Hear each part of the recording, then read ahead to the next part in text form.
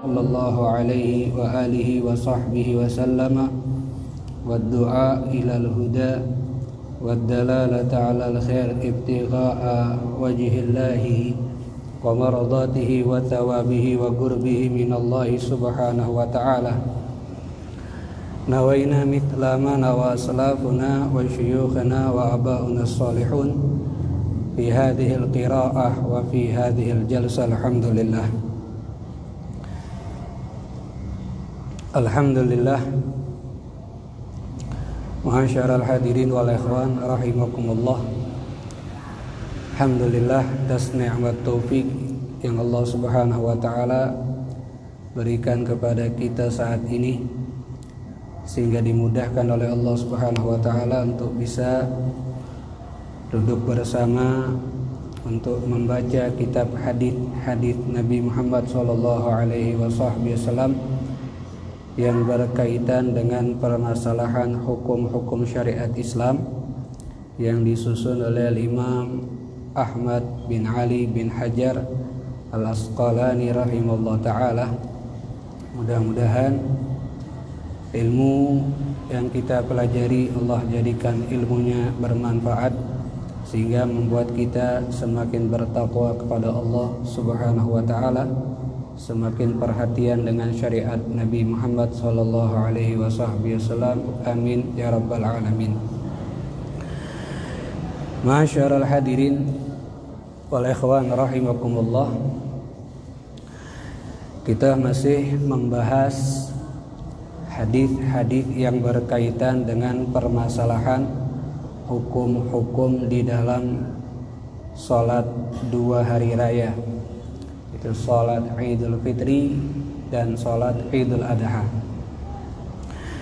Hadis yang pertama yang akan kita baca dan kita kaji pada pertemuan malam hari ini, an Ibnu Umar radhiyallahu anhuma qala kana Rasulullah sallallahu alaihi wasallam wa Abu Bakrin wa Umar yusalluna al-idaini qabla al-khutbati.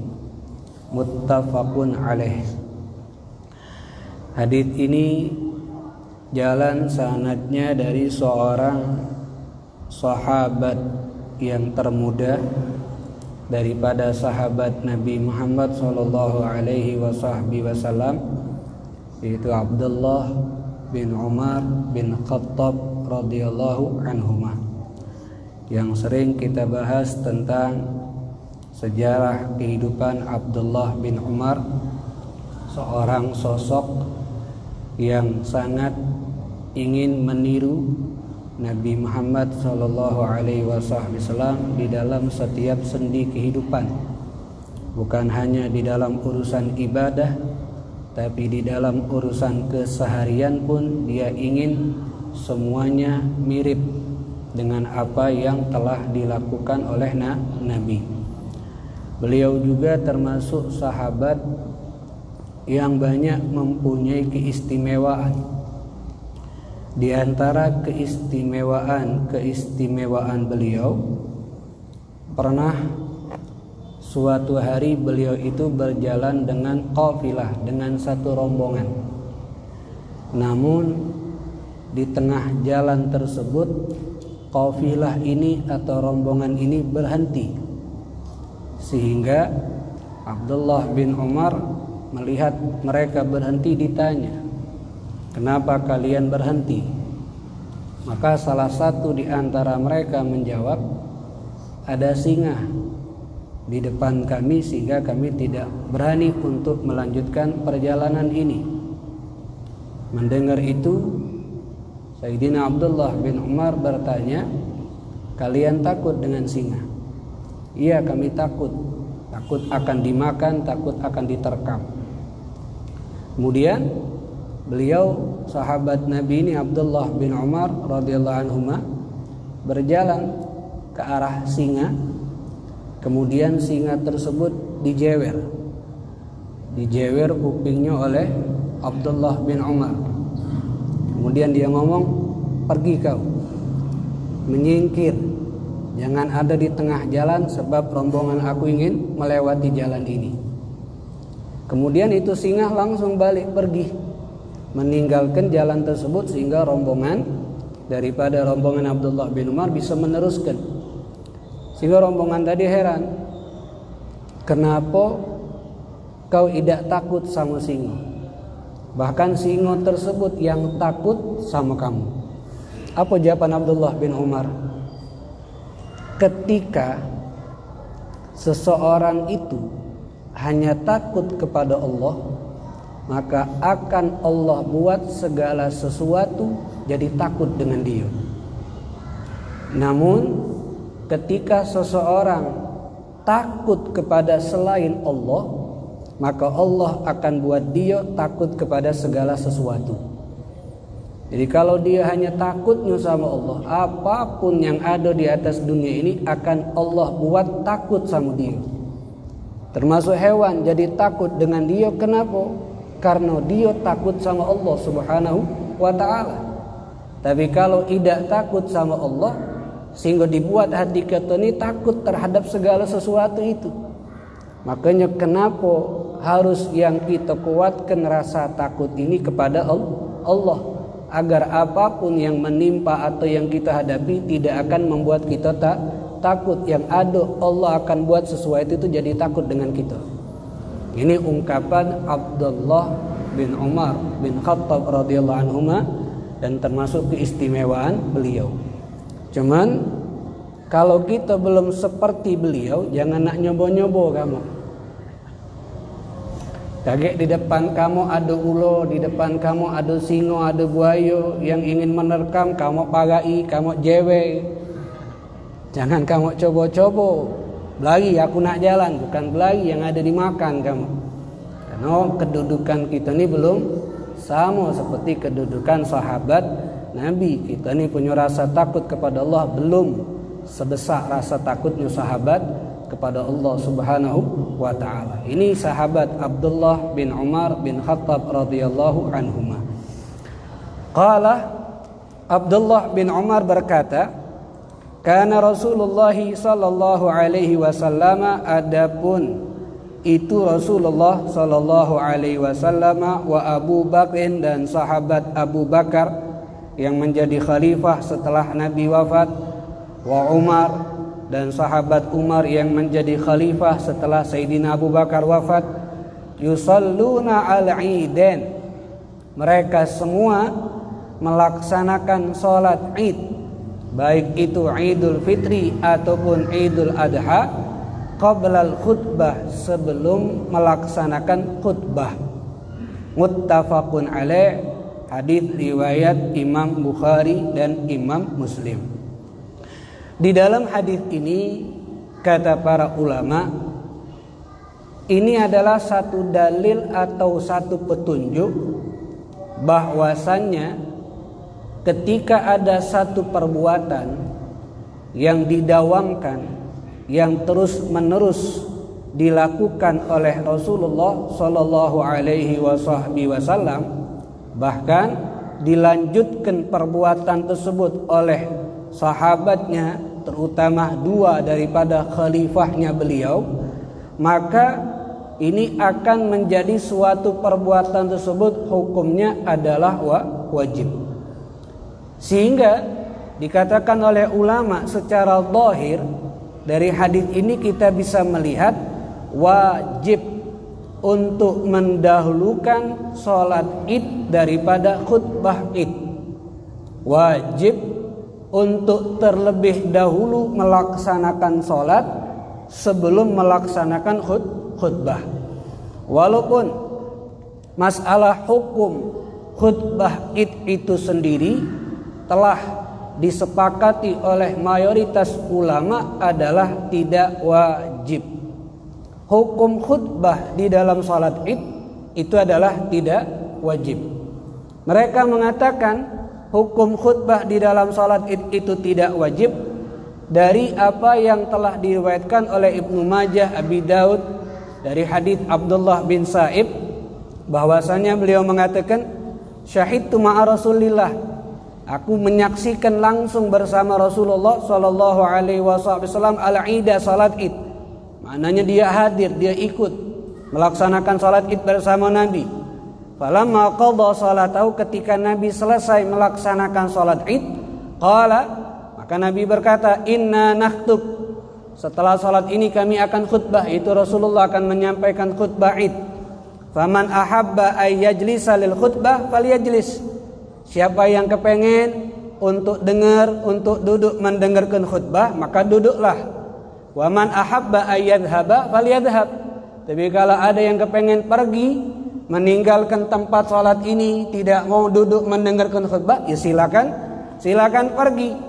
Sehingga dari sinilah mereka sepakati bahwasannya hukum daripada khutbah di dalam salat Idul Fitri, begitupun juga salat Idul Adha, itu adalah tidak wajib. Kenapa? Karena dari ungkapan Nabi tadi, siapa yang kepengen duduk dengar khutbah, duduk. Siapa yang kepengen balik, ya silakan balik. Jadi secara zahir hukum khutbah itu tidak wajib. Sehingga kalau yang wajib itu adalah mendahului salat baru khutbah.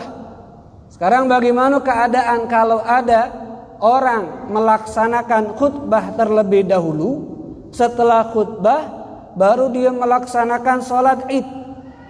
Apa hukum khutbahnya?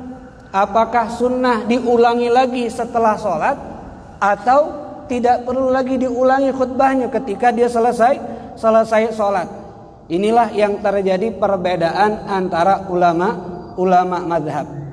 Kalau dalam mazhab al-Imam Asy-Syafi'i dan juga al-Imam Hambali, kalau dilakukan khutbah Id sebelum sholat, maka khutbah yang dilakukan tersebut tidak dianggap. Berarti tidak dianggap. Wa yu'iduha ba'da sholat, ada kesunahan lagi untuk kembali melakukan khutbah selesai daripada sholat. Ini yang diambil pendapat oleh ulama Syafi'i dan ulama Hambali. Tapi kalau dalam mazhab al-Imam Hanafi, yu'taddu biha. Kalau ada orang khutbah Id dulu baru sholat, maka khutbah yang dilakukan itu sudah dianggap. Tidak ada kesunahan bagi dia untuk kembali melaksanakan khutbah setelah sholat. Tapi yang dia lakukan itu hukumnya makruh. Kenapa makruh? Karena tidak mengikuti apa yang dilakukan oleh Nabi Muhammad sallallahu alaihi wasallam. Kemudian kalau dalam mazhab Imam Maliki, kalau orang tersebut melaksanakan khutbah sebelum sholat, maka khutbah tersebut dianggap. Tapi lebih afdal diulangi lagi khutbah selesai sholat. Jadi perbedaannya, kalau Syafi'i, Hambali, khutbah yang dilakukan sebelum sholat tidak dianggap, harus diulangi lagi selesai sholat. Kalau Imam Hambali dianggap khutbahnya, tapi hukumnya makruh dan tidak perlu diulangi. Kalau Imam Maliki dianggap khutbahnya, tapi lebih baik untuk diulangi lagi. Itu perbedaan antara Imam Hanafi dan Imam Maliki. Walaupun sama-sama dianggap khutbahnya, maknanya sah. Tapi kalau Imam Maliki lebih afdal untuk apa? Untuk kembali diulangi, sebab itu yang dibiasakan oleh Nabi, diteruskan Khalifah Abu Bakar, diteruskan oleh Sayyidina Umar, bahkan sahabat-sahabat yang lain. Apakah pernah terjadi di kalangan para tabi'in, orang-orang terdahulu melaksanakan khutbah sebelum sholat? Pernah terjadi. Memang terjadi perbedaan pendapat siapa orang yang melaksanakan khutbah sebelum sholat. Yang lebih banyak pendapat itu mengatakan adalah Marwan. Marwan ini seorang amir, seorang pemimpin yang dia melaksanakan khutbah sholat Id dulu, baru melaksanakan sholat. Ada juga yang berpendapat Sayyidina Utsman bin Affan pernah melaksanakan khutbah dulu baru melaksanakan sholat. Mereka melakukan ini ada sebab, ada alasan. Adapun Marwan itu melaksanakan khutbah ketika dia mendapatkan kabar dari salah satu orang yang hidup di masa itu, bahwasanya orang-orang yang melok salat Id itu, mereka kalau selesai salat Id kebanyakan langsung balik. Jadi mereka hanya datang ke tempat salat untuk salat. Habis sholat mereka langsung balik, tidak mau mendengarkan khutbah. Bahkan mereka sengaja tidak mau mendengarkan khutbah. Alasannya kenapa? Karena orang yang menyampaikan khutbah tersebut mencaci seseorang yang tidak layak dicaci, atau memuji orang lain dengan berlebihan. Itu alasan mereka tidak mau mendengarkan khutbah. Sehingga oleh Marwan dibuatlah khutbah sebelum sholat. Agar apa? Agar mereka duduk, mereka mendengarkan khutbah dulu baru melaksanakan sholat. Walaupun alasan ini tidak bisa diterima karena bertentangan dengan sunnah Nabi besar Muhammad sallallahu alaihi wasallam. Tapi para ulama kalau alasannya Sayyidina Utsman itu diterima. Walaupun bertentangan dengan sunnah Nabi, tapi alasannya diterima. Kenapa? Karena Sayyidina Utsman bin Affan melihat saat itu orang yang sudah masuk Islam sangat banyak. Di masa Khalifah Utsman bin Affan, orang yang masuk Islam itu sangat banyak. Jumlah mereka sudah bertambah dan mereka punya rumah jauh daripada tempat sholat. Kalau dilaksanakan sholat dulu, kemudian selesai itu baru khutbah, maka dikhawatirkan banyak di antara mereka ketinggalan sholat idnya, sehingga disengajakan oleh Sayyidina Umar untuk sholat dulu sembari nunggu orang-orang datang ke tempat sholat agar tidak ketinggalan sholat id bersama imam tadi. Dan ini alasannya diterima, sama seperti permasalahan khutbah adzan yang kedua dalam salat Jumat. Memang dari masa Nabi Muhammad sampai Khalifah Abu Bakar, sampai di masa Khalifah Umar bin Khattab, itu azan Jumat hanya satu kali. Munculnya azan dua kali di dalam salat Jumat di masa Khalifah Utsman bin Affan. Alasannya sama seperti tadi. Karena Sayyidina Utsman melihat jumlah kaum muslimin sudah banyak dan rumah mereka tuh jauh dari masjid, dan tidak semua di antara mereka punya kuda, kendaraan yang tercepat untuk bisa pergi ke masjid. Bahkan mereka berjalan kaki.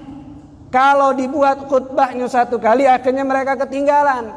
Karena mereka mendengarkan azan itu hanya satu kali, sehingga dibuatlah oleh Sayyidina Utsman azan dua kali. Si saat mereka mendengar azan pertama, kemudian mereka sampai ke masjid, mereka tidak ketinggalan sholat Jumatnya. Walaupun ini perbuatan bid'ah, azan dua kali di dalam sholatul Jum'ah, tapi kata ulama dalam akidah Ahlussunnah wal Jamaah, ini adalah bid'atun hasanah. Bid'ah yang baik. Kenapa? Ada maslahat, ada manfaat. Sehingga dari sini segala sesuatu yang tidak dilakukan oleh Nabi, atau tidak dilakukan oleh Sayyidina Abu Bakar, atau tidak dilakukan oleh Sayyidina Umar disebut dengan bid'ah. Tapi tidak semuanya langsung bid'atun sayyi'ah. Tidak semuanya langsung dikategorikan bid'ah yang sesat, yang segala sesat itu berada di dalam neraka. Dilihat dulu ada maslahat atau tidak, ada manfaat atau tidak, bertentangan dengan Al-Quran atau tidak, bertentangan dengan syariat atau tidak. Itu yang dilihat oleh sahabat. Walaupun tidak Nabi lakukan, mereka bukan berarti tidak melok Nabi, karena mereka melok maslahat. Sebab zaman semakin zaman berubah keadaannya.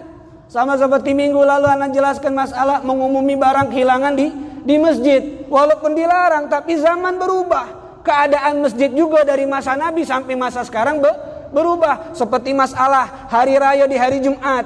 Apakah tidak wajib Jumatan karena sudah sholat di sholat hari raya di hari Jumat? Kalau dulu Nabi tidak wajibkan karena keadaan seperti tadi, masjid tidak banyak, rumah uang jauh-jauh. Kalau sekarang masjid banyak, sehingga tetap wajib Jumatan.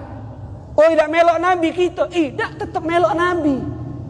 Jangan macam-macam itu bahasanya.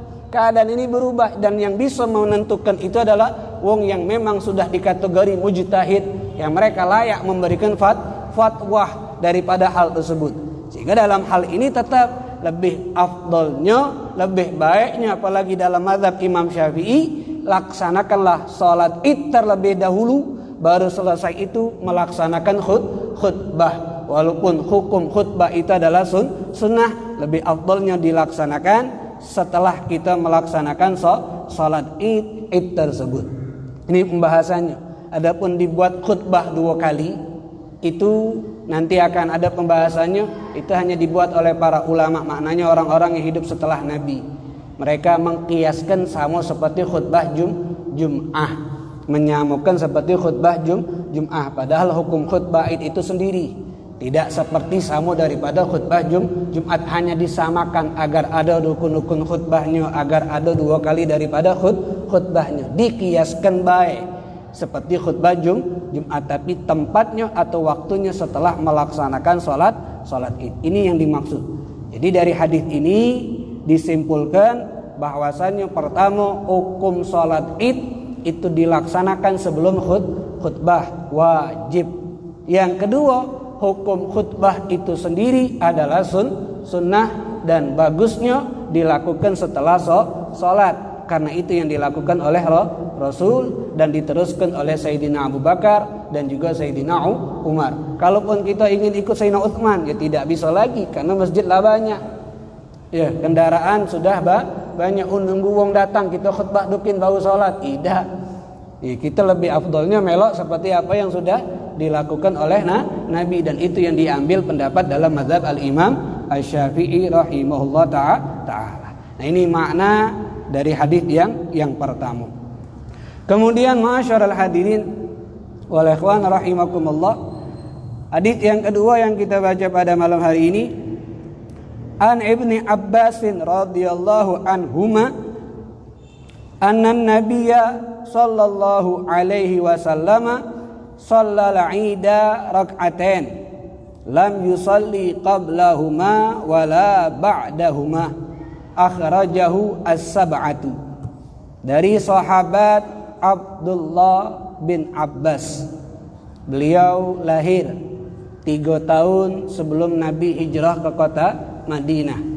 Yang kita baca dalam sejarah kehidupan Nabi, sebelum Nabi hijrah 3 tahun, Nabi dan keluarganya Bani Hashim dan Bani Muthalib diasingkan di satu lembah yang tidak boleh orang-orang mengirim makanan, mengirim minuman.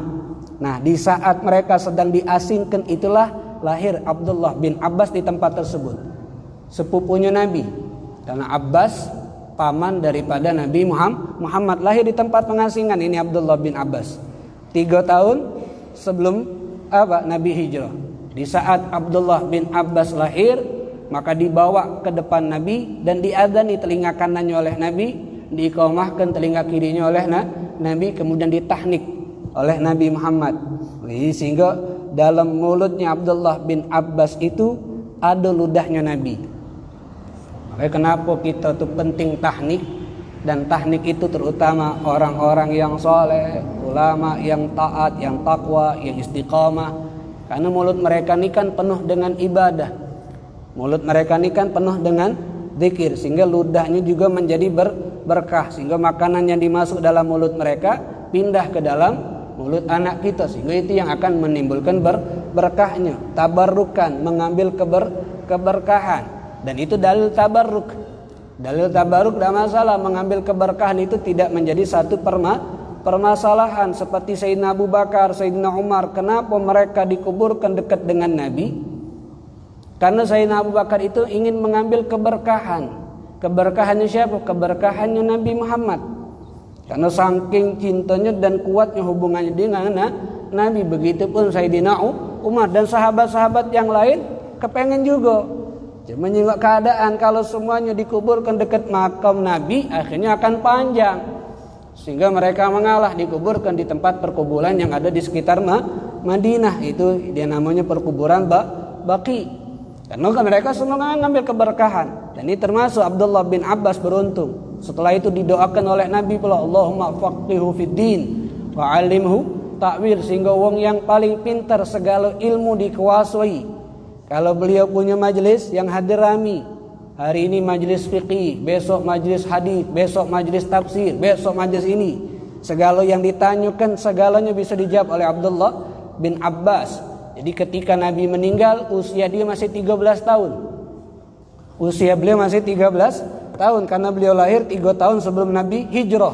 Nabi di Madinah 10 tahun. Berarti saat Nabi meninggal usianya 13 tahun, itu sudah menjadi mufti, sudah menjadi ahli fatwa, dan fatwahnya beliau disaksikan, diterima oleh sahabat-sahabat Nabi yang usianya lebih tua dari dia. Pelajaran mereka sahabat itu tidak nyinggung umur. Kalau dalam mengambil manfaat, selama itu ada manfaat, walaupun yang ngenjuk manfaat, terutama urusan yang berkaitan dengan agama, usianya di bawah dia terima. Ini 13 tahun, bahasanya belum dapat KTP kalau kita nih. Masih anak bau kencur kalau diomongi, bau lahir kemarin, tapi mufti dan pendapatnya diterima oleh sahabat yang lebih usianya lebih tua. Maknanya kalau nyari ilmu tuh jangan mandang wong, tapi pandang apa yang disampaikan. Kalau kita mandang, nanda wong ini masih muda, nanda ustadz ini, mak ini, akhirnya sampai kapanpun kita tidak bakal dapat ilmu. Kita bakal dapat ilmu. Kenapa? Milih-milih. Sehingga nyingok apa yang disampaikan itu. Buat kita takut, buat kita dekat tak sama Allah. Kalau buat ambek, walaupun kamu nak cinta sama mereka, tidak, itu pilihan masing-masing.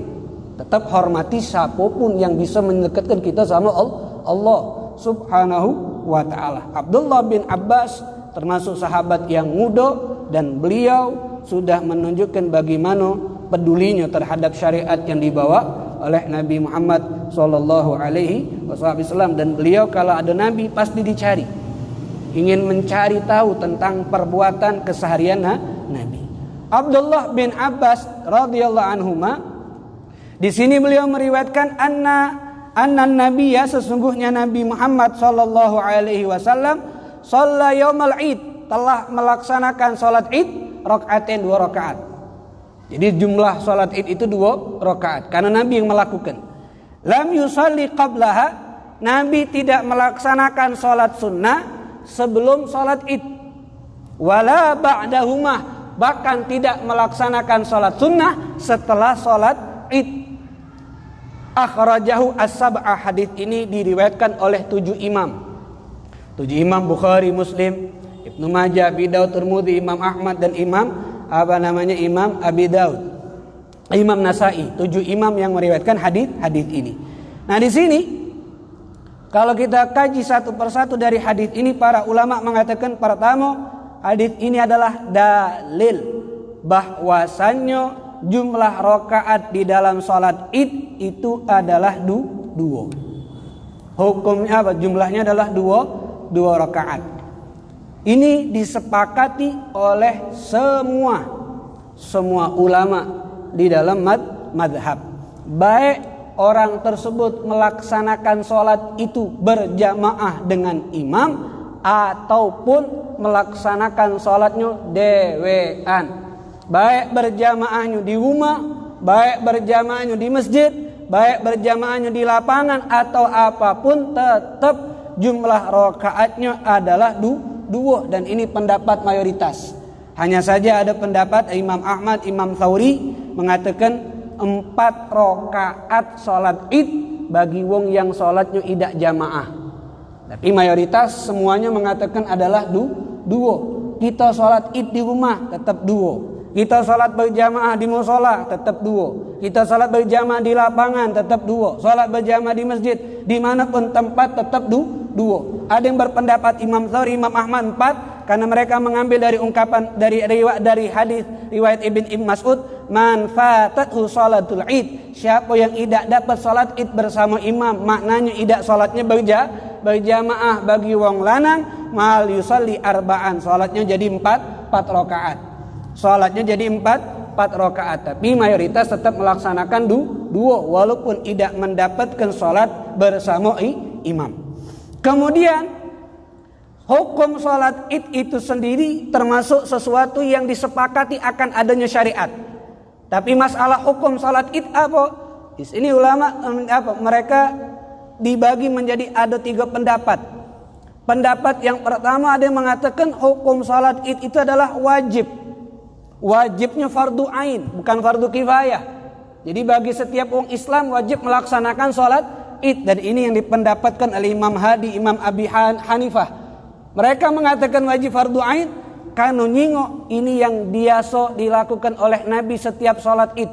Setiap hari raya pasti Nabi salat, dan diteruskan oleh khalifah-khalifahnya. Bahkan Nabi menyuruh perempuan-perempuan untuk keluar untuk melaksanakan salat, dan juga dari ayat fasalli li rabbika wanhar, perintah dalam ayat Al-Quran, sehingga mengatakan mereka hukum salat id adalah fardu ain. Ada juga yang kedua mengatakan hukum salat id adalah fardu kifayah. Fardu kifayah karena ini sifatnya syiar, yang daripada syiar-syiar Islam. Kalau sudah ada sebagian melaksanakan salat id, maka yang tidak salat sudah gugur akan kewajibannya. sama seperti masalah jihad, dan ini yang dipendapatkan oleh Imam Abu Thalib dan yang lainnya. Tapi kalau mayoritas pendapat yang terbanyak adalah hukum salat Id adalah sunnatun muakkadatun, dan ini yang diambil oleh ulama Syafi'i, sunnah yang sangat dianjurkan. Kenapa? Karena ini yang biasa dilakukan oleh Nabi setiap tahunnya. Karena biasa dilakukan oleh Nabi, sehingga dibuatlah hukum tersebut sunnatun muakkadatun. Kenapa tidak dikatakan wajib? Karena mereka melihat dari hadis yang lain. Nabi Muhammad pernah mengatakan khamsu shalawatin, ada 5 salat katabahullahu alal ibad, yang telah Allah wajibkan kepada hamba-hambanya. Hanya 5 salat ini yang telah Allah wajibkan. Berarti selain dari 5 salat ini hukumnya adalah sunnah. Sehingga walaupun itu salat selalu dilakukan oleh Nabi, tetap hukumnya sunnah, tapi sunnatun muakkadatun. Sama seperti salat rawatib. Hukum salat rawatib qabliyah ba'diyah adalah sunnah. Kenapa? Nabi sudah ngomong 5 salat ini yang Allah wajibkan. Selain dari 5 ini adalah sunnah. Ada yang sunnatun muakkadatun, ada yang sunnah tidak muakkadah. Salat rawatib sunnah muakkadah. Kenapa? Tidak pernah ditinggalkan Nabi sama sekali. Yang jumlah lainnya kenapa tidak muakkad? Karena pernah Nabi meninggalkannya. Maknanya tidak sering, tapi pernah Nabi tinggalkan, sehingga hukumnya sunnah tapi tidak muakkad. Nah, salat Idul Fitri atau Idul Adha sunnatun muakkadatun. Kenapa? Setiap hari raya Idul Fitri ataupun Idul Adha semasa Nabi hidup, dari mulai adanya syariat bahkan diteruskan oleh khalifah-khalifahnya, selalu melaksanakan salat, sehingga hukumnya sunnatun muakkadatun. Ini permasalahan yang kedua. Kalau permasalahan pertama itu adalah tadi jumlah rakaatnya. Yang kedua hukum salatnya. Kemudian pembahasan yang ketiga dari hadis ini, lam yusalli qablahuma wala ba'dahuma. Nabi kalau salat Id tidak melaksanakan salat sunnah sebelumnya dan tidak ada salat sunnah setelahnya. Maknanya kan setiap salat yang dilakukan berjamaah itu kadang-kadang, kebanyakan itu ada salat rawatibnya. Qabliyah ba'diyah. Kalau Jumat ada qabliyah, ada ba'diyah. Nah, salat Idul Fitri, Idul Adha, Nabi tidak melaksanakan salat sunnah untuk salat Id sebelum salatnya dan juga sesudah salatnya. Ini kata para ulama, yang dilakukan oleh Nabi itu kalau ada orang melaksanakan salat sunnah sebelum salat dan setelah salat Id, bagaimana hukumnya? Yang dimaksud kalau kita lihat Nabi Muhammad, Nabi itu sholat sunnah. Yang dimaksud tidak melakukan, karena Nabi Muhammad melaksanakan sholat idnya fil jabbanah. Jabbanah itu lapangan atau musolah. Makanya Nabi Muhammad kalau sholat id bukan di masjid, tapi musolah, satu tempat yang terkenal antara tempat tinggalnya Nabi dan pintu masjid. Jadi bukan ada di dalam area masjid. Makanya lebih afdal itu salat sunnah di lapangan, di tempat yang terbuka, walaupun tidak masalah kalau melaksanakan salatnya di masjid. Sehingga kalau ada orang salatnya di lapangan, kan tidak ada salat tahiyatul masjid. Jadi yang dimakruhkan di sini adalah kalau salat sunnahnya sunnah mutlak, tidak ada sebab, tidak ada kaitan waktu. Salat sunnah sebelumnya dan sesudahnya hukumnya makruh. Tapi kalau salat idnya di masjid, sebelum salat id dia masuk masjid salat tahiyat, maka tidak makruh. Kenapa? Ada sebab. Waktu salat tahiyat, salat di mana? Di lapangan. Di lapangan tidak kata tahiyatul masjid. Salat idnya di mana? Di langgar. Di langgar tidak kata tahiyatnya. Yang ada tahiyat itu hanya di masjid. Kalau dia masuk masjid, kemudian salat tahiyat, setelah itu salat id, maka salat yang tahiyatul masjidnya bukan dimaksud perbuatan makruh, karena ada sebab.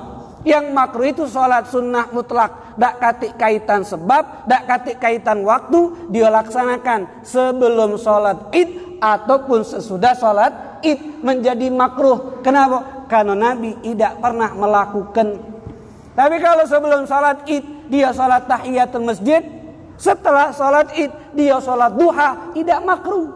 Kenapa? Ada sebabnya. Pertama tahiyatul masjid, yang kedua salat duha. Tidak jadi satu permasalahan, hukumnya tidak jadi makruh. Jadi lam yusalli qablahuma wala ba'dahuma, tidak sholat sunnah sebelum dan sesudah karena Nabi sholatnya bukan di masjid, sehingga tidak ada tahiyatul masjid. Nah, Nabi tidak sholat, langsung melaksanakan sholat id. Dan setelah sholat Nabi juga tidak melaksanakan sholat. Walaupun ada hadis yang berikutnya Nabi sholat sunnah setelah khutbah, tapi bukan di tempat sholat, tapi di rumahnya. Di rumahnya, karena lebih ingin mendekatkan diri sama Allah Subhanahu wa ta'ala. Jadi itu pembahasan yang ketiga, kenapa dimakruhkan. Dan pendapat dalam mazhab berbeda-beda. Kalau Imam Ahmad mengatakan makruh sholat sunnah mutlak sebelum dan sesudah sholat id. Kalau Imam Syafi'i mengatakan boleh bagi selain imam untuk melaksanakan sholat sunnah sebelum dan sesudah. Yang dimakruhkan itu kalau Imam Syafi'i ngomong bagi seorang imam, karena kaget dalam hadis yang berikutnya. Kalau Imam Hanafi mengatakan makruh sholat sebelum dan makruh sebelum sholat id melaksanakan sholat sunnah kalau sholat sunnahnya bukan di masjid, karena tidak kata tahiyat. Kemudian melaksanakan sholat sunnahnya di rumah juga setelah sholat id juga dikatakan makruh kalau menurut Imam Hanafi. Kemudian mereka kalau dalam mazhab yang berikutnya Imam Maliki dikatakan makruh kalau di musola, kalau di masjid tidak jadi makruh. Intinya dari semua mazhab itu yang dimakruhkan itu kalau sholatnya bukan di masjid, karena sebelumnya tidak kata tahiyatul masjid, ya, itu yang dikatakan makruh. Kalau masalah sholat sunnah setelah sholat id itu mengatakan tidak makruh, karena hadis yang kedua, asal dilakukannya di rumah. Yang melakukannya tidak di rumah mana tidak masalah, tidak menjadi satu permasalahan. Tapi lebih baik kalau ingin sholat sunnah sebelum dan sesudah, carilah sholat sunnah yang punya sebab atau punya waktu seperti tahiyatul masjid atau duha. Jangan sholat sunnah mutlak yang tidak kaitan sebab atau tidak kaitan waktu. Itu hadis yang kedua yang kita bahas pada malam hari ini.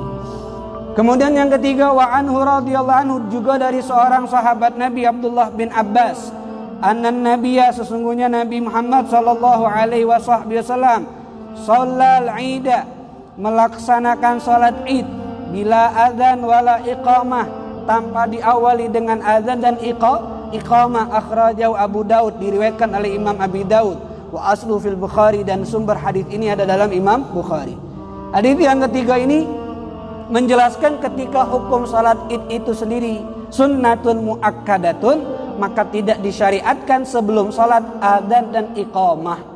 Karena adzan dan iqamah ini dikhususkan untuk salat wajib, sehingga yang melaksanakan adzan qomat sebelum salat id itu perbuatan bid'ah.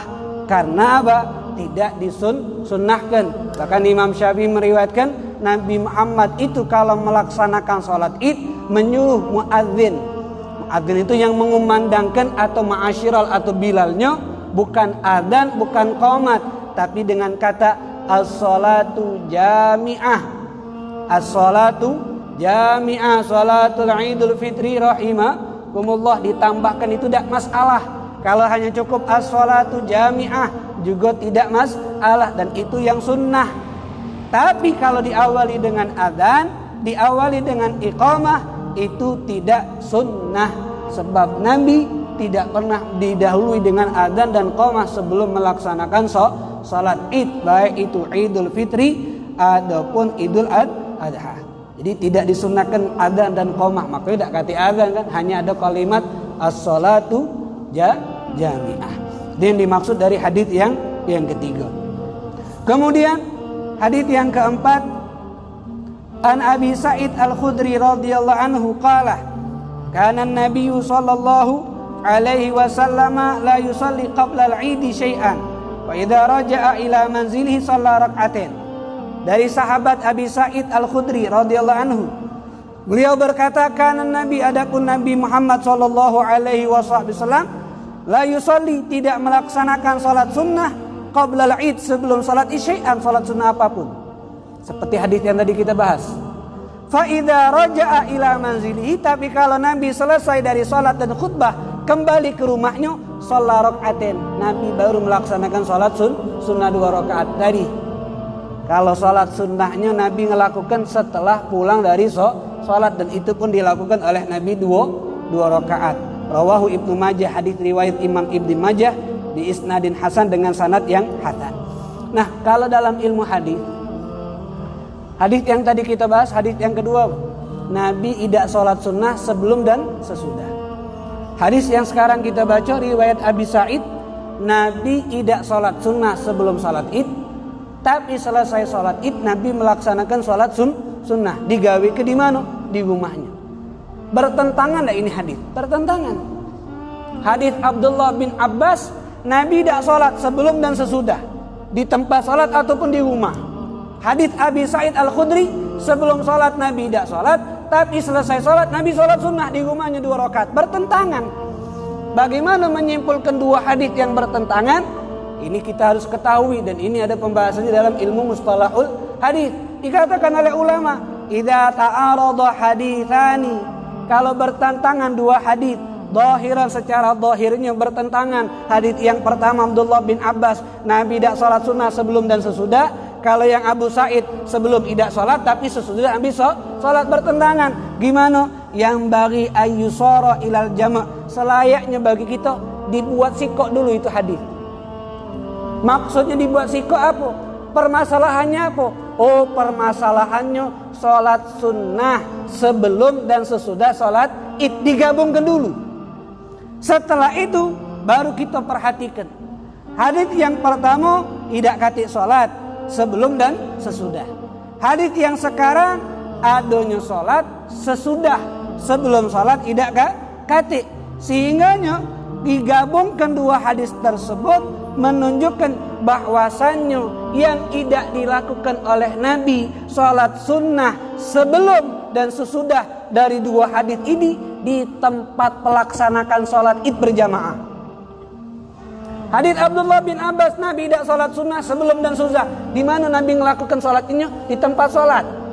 Hadis Abu Sa'id Al-Khudri, Nabi tidak sholat sebelum sholat, Nabi sholat sunnah setelah sholat id. Di mana Nabi melakukannya? Di rumah. Berarti kalau digabungkan dari dua hadis ini tidak kati bertentangan. Benar, Nabi tidak sholat sunnah sebelum dan sesudah di tempat Nabi melaksanakan sholat berjamaah, sholat id tadi.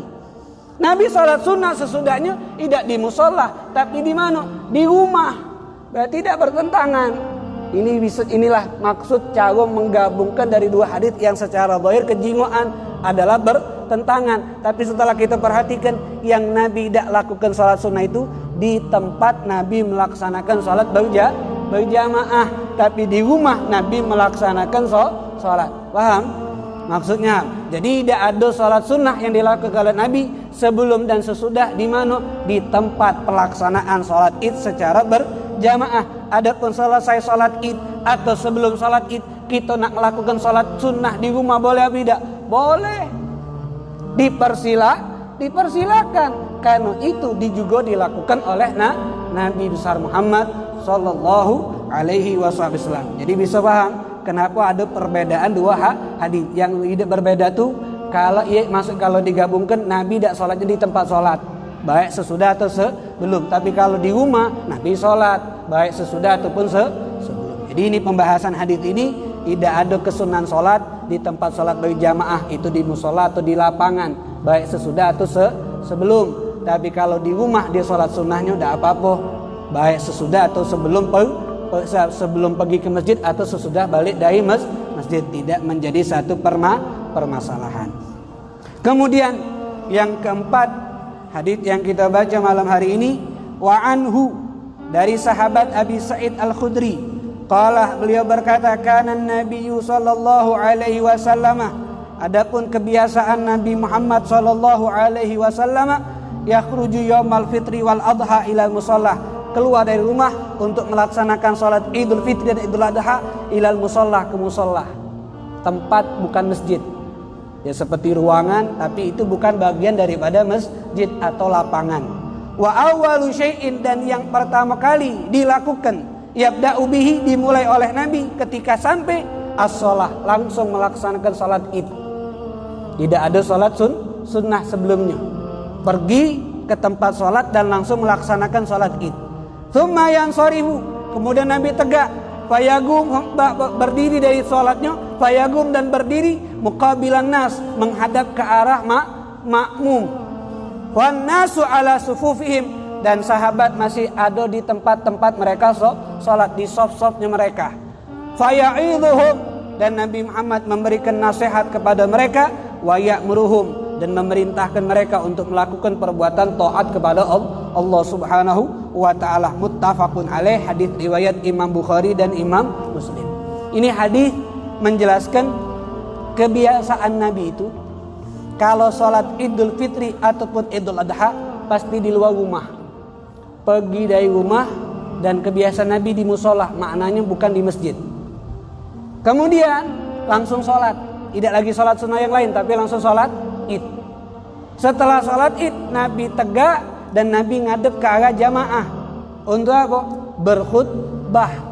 Khutbahnya ngadep ke arah jamaah, memberikan nasihat, memberikan ilmu, memberikan mau'idhah, segala macam kepada para sahabat. Isinya mendekat mereka dekat sama Allah, menakuti jangan sampai melakukan larangan-larangan Allah Subhanahu wa ta'ala. Dan tidak ada sholat sunnah sebelum dan sesudah sholat Id, dan itu sudah menjadi kebiasaan Nabi Muhammad sallallahu alaihi wasallam. Jadi hadis yang keempat ini penegasan dari hadis yang kedua yang kita baca. Kebiasaan Nabi tidak kata sholat sunnah. Tapi kita jengok, karena Nabi Muhammad sholatnya bukan di masjid. Kalau Nabi sholat di masjid, pasti Nabi sholat sunnah dulu. Kenapa? Ada tahiyatul masjid. Karena Nabi tidak sholat di masjid setiap sholat Id, makanya Nabi tidak ada sholat sunnah. Sholat sunnahnya di mana? Di rumah. Itu pun posisi Nabi sudah selesai dari sholat. Jadi Nabi datang langsung sholat, karena beliau jadi imam. Langsung tegak sholat. Selesai sholat, Nabi tegak ngadep ke arah makmum, menyampaikan khutbah. Dan Nabi Muhammad khutbahnya belum pakai mimbar, karena mimbar kan dibuat di akhir-akhir sebelum Nabi wafat. Kadang-kadang Nabi tegak kadang-kadang di atas kendaraannya. Itu Nabi memberikan khutbah, dan khutbahnya Nabi saat itu hanya satu kali. Dibuat oleh ulama dua kali, menyambungkan seperti seperti khutbah Jum'ah, yang intinya memberikan nasihat kepada umat agar mereka lebih mendekatkan diri kepada Allah dan jauh daripada yang dilarang oleh Allah Subhanahu wa ta'ala, terutama permasalahan yang berkaitan dengan waktu tersebut. Idul Fitri pembahasannya tentang apa, Idul Adha yang berkaitan dengan Idul Adha, ini adalah bagian daripada apa yang dilakukan oleh Nabi besar Muhammad sallallahu alaihi wasallam. Jadi hadis ini menjelaskan tentang lebih baik sholat Id ini di luar, bukan di rumah. Cuman kemarin kita sholat Id ini di rumah, ya bau kemarin kebanyakan sholat Idnya di rumah. Ala kulli hal kan ada sebab, karena keadaan. Tapi lebih afdal sholat itu di mana? Di luar. Yang kedua, lebih afdalnya di lapangan, bukan di masjid. Adapun nak sholatnya di masjid tidak apa-apa. Dapat pahala sunnah, dapat pahala sholat sunnahnya dapat. Kemudian yang kedua dari hadis ini juga kita jengok, Nabi sholat dulu baru khutbah, bukan khutbah dulu baru sholat. Kemudian Nabi khutbahnya tidak pakai mimbar. Kenapa? Karena bukan di masjid. Bukan di masjid. Sedangkan mimbar Nabi di mana? Adanya di dalam masjid. Makanya kenapa Nabi Muhammad khutbah tidak pakai mimbar ketika sholat Id? Ya posisinya di lapangan, tidak mungkin digeret. Maka Nabi tidak pakai mimbar. Dan ini jangan dijadikan dalil, oh Nabi Muhammad khutbah tidak pakai mimbar, khutbah Jumat Nabi pakai mimbar. Apalagi ketika sudah diberikan mimbar Nabi karena Jumatnya di mana? Di masjid. Ini Nabi tidak pakai mimbar karena salat Idnya di luar, sehingga tidak dibawa ke mimbar. Tapi kalau masalah khutbah Jumat tetap kesunnahnya di atas mimbar. Mimbar itu yang ada tanggonya, itu mimbar. Nah, seperti ini mimbar ada tanggo untuk naik. Kalau yang tegak itu namanya podium. Itu namanya podium karena tidak ada tanggonya. Dan tanggo ketika Nabi khutbah itu 3 ekor. Mimbar Nabi itu 3 tanggo. Jadi tanggo yang paling pucuk tempat duduknya Nabi di antara 2 khutbah. Tanggo yang kedua tempat tegaknya Nabi menyampaikan khutbah. Jadi mimbar Nabi cak itu baik 3 ekor itu baik. Baru diteruskan di masa terusnya ada tambahan-tambahan yang banyak seperti yang kita jengok yang ada di Masjidun Nabawi. Nah ini kenapa tidak pakai mimbar? Karena adanya di luar. Dan yang berikutnya hadis apa dari masalah ini? Kalau ketika Nabi khutbah itu isinya memberikan mau'idhah. Mau'idhah itu adalah yang membuat mereka semangat melaksanakan perintah Allah, semangat meninggalkan yang dilarang oleh Allah Subhanahu wa taala. Ini 4 hadis yang kita bahas di malam hari ini yang semuanya berkaitan dengan permasalahan salat Idul Fitri dan juga salat Idul Adha. Jadi semuanya itu harus kita pahami dengan sebab yang sudah dijabarkan oleh ulama.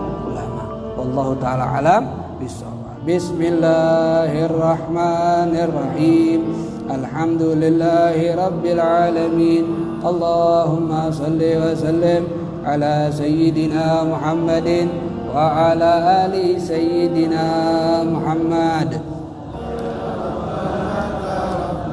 Bi annana اقتربنا